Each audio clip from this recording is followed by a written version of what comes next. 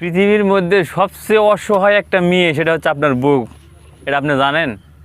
আপনি মনে হয় জানেন না। কেন আপনার বউ সবচেয়ে অসহায় সেটা আমি বলতেছি।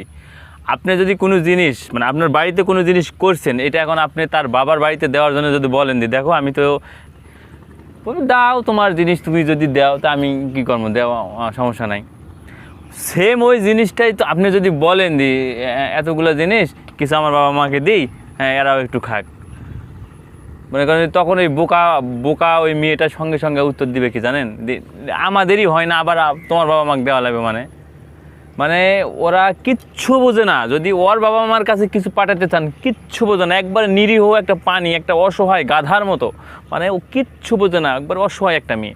আর যখনই সেম ওই জিনিসটা আপনার বাবা মাকে দিতে চাবেন, তখন মনে করেন যে শিয়াল পণ্ডিতের মতো বুদ্ধি ওদের মাথায় চলে আসে। আসলে এটা হচ্ছে এখন বর্তমানে, এটা অনেকে মানে শাশুড় শ্বশুরিটা একটা মেয়ের কাছে আসলে মনে হচ্ছে একটা ঝামেলা ঝামেলা, মানে কঠিন একটা ঝামেলা।